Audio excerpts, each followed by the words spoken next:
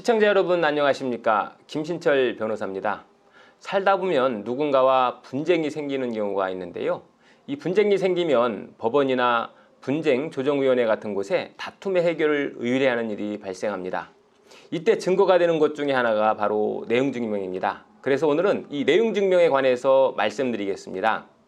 내용증명이란 내가 어떤 내용의 문서를 상대방에게 언제 발송했다 하는 사실을 우체국에서 공적으로 증명해주는 제도인데요.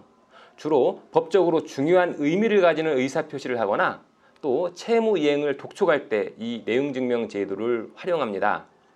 예를 들어서 내가 아파트를 샀는데 상대방이 중도금을 지급하지 않고 차일피일 미루고 있어서 상대방의 채무 불이행을 이유로 계약을 해지하려고 하는 경우에 말로만 계약을 해지하겠다라고 의사표시를 하면 계약이 바로 해제가 될까요? 네, 결론부터 말씀드리면 계약이 구두상으로도 바로 해제가 되기는 합니다. 자, 그런데 이렇게 구두상으로 계약이 해제됐다고 생각하고 계약금을 반환받으려고 했다가 낭패를 당할 수도 있습니다. 상대방이 갑자기 계약의 유효를 주장하면서 중도금과 잔금을 지급하고 등기를 넘겨달라라고 말할 수 있기 때문입니다. 그래서 내가 전에 계약을 해지했지 않느냐라고 주장하지만 정작 계약을 해지했다는 증거는 없는 거죠. 이럴 때 필요한 것이 바로 이 내용증명입니다. 내가 언제 계약 해제 의사표시를 했다는 것을 공적인 기관인 우체국이 증명을 해주는 거죠. 이 내용증명은 작성하실 때 특별한 양식이 있는 것은 아니고요. 대략 A4 용지에 이런 형태로 작성하시면 됩니다. 맨 위에 내용증명이라고 이렇게 크게 글자를 쓰고요. 그리고 그 밑에 발신인의 성명 그리고 주소 이렇게 써줍니다. 그리고 그 밑에 수신인의 또 성명과 주소를 마찬가지로 이렇게 써줍니다. 그리고 이렇게 발신인과 수신인은 특정이 되어야 하기 때문에 반드시 주소와 이름을 정확히 써야 합니다. 그리고 가끔 대리인이 발송하는 경우가 있죠. 이렇게 대리인이 발송하는 경우에는 이 발신인 밑에다가 대리인 표시를 해야 하는데요. 여기서 주의하실 점이 있습니다. 발신인 홍길동하고 그 밑에 홍길동의 주소도 쓰지 않고 바로 대리인 장길산 그리고 장길산의 주소만 이렇게 쓰시는 분이 있는데요. 이러면 우체국에서 받아주지 않습니다.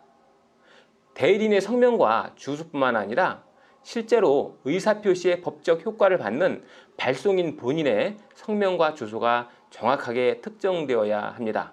그래야 우체국에서 누가 의사표시를 했는지 공적으로 증명해 줄 수 있기 때문입니다. 자, 그리고 그 밑에 제목을 쓰고요. 제목은 이 내용증명의 전체적인 내용이 어떤 내용이다 라는 그런 내용을 제목으로 쓰는 거죠. 그리고 그 아래부터는 상대방에게 전달하고자 하는 구체적인 내용을 이렇게 쓰게 됩니다. 제일 처음에 제1항 귀하의 건승을 기원합니다 라고 보통 이렇게 쓰죠. 동방예의지국이다 보니까 아무리 법적으로 조치한다고 해도 안부 인사를 하고 시작합니다.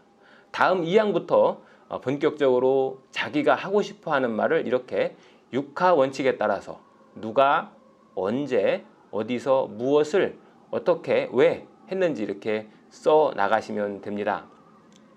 그리고 글을 쓰다가 오타가 나는 경우도 있는데요. 이때 오타가 날 때 어떤 분은 화이트로 지우시는데 화이트로 지우면 안 되고요. 반드시 이렇게 두 줄의 삭선을 그은 후에 그 위에다가 삭 몇 자, 가 몇 자라고 쓴 후에 발신인의 인장을 날인하셔야 합니다. 이렇게 할 말을 다 한 다음에 마지막으로 연, 월, 일을 쓰고 그 밑에 발신인의 성명과 인장을 날인하고 맨 마지막에는 상대방 성명을 기재해서 누구누구 귀하라고 이렇게 씁니다. 자, 이렇게 다 작성하신 후에 내용증명을 우체국에 가서 붙이게 되는데요. 그 붙이는 방법은 두 부를 복사해서 총 3부를 준비한 후에 우체국에 가시면 됩니다. 그래서 우체국에 가시면 우체국에서 한 통은 수신인에게 붙이고요. 한 통은 발신인에게 교부해주고 나머지 한 통은 우체국에서 보관하게 됩니다. 자, 자, 이렇게 되면 3년 이내에 내용 증명을 분실을 하셨어도 우체국을 통해서 다시 재증명을 받으실 수 있습니다. 그리고 이 편지 봉투를 작성해야 되는데요. 이 편지 봉투에는 내용 증명에 적힌 발신인과 수신인의 주소와 성명을 동일하게 기재하시면 됩니다. 이렇게 내용 증명을 우체국에서 붙이면 우체국에서 발급일과 이 내용 증명 번호 13자리가 적힌 이러한 스티커를 붙여줍니다. 그러면 이 등기 우편 번호로 인터넷 우체국에 접속하셔서 내용 증명 우편 발송 과정을 전체를 조회를 하실 수가 있는데요. 이 조회를 한번 보시면 여기 한번 보시죠. 언제 발송해서 언제 도착했고 심지어는 맨 밑에 오면 누가 받았는지까지 정보를 확인하실 수 있습니다. 그래서 나중에 이 내용 증명 배송조회 내역을 출력해서 제출하면 상대방이 우편을 안 받았다고 발뺌할 수는 없게 되는 거죠. 자, 그런데 이렇게 보낸 내용 증명이 상대방의 이사 폐문 부재로 수취인에게 도달되지 않으면 어떻게 될까요? 우리 민법은 원칙적으로 도달주의를 취하고 있습니다. 그렇기 때문에 상대방에게 도달하지 않으면 의사표시의 효력이 없습니다.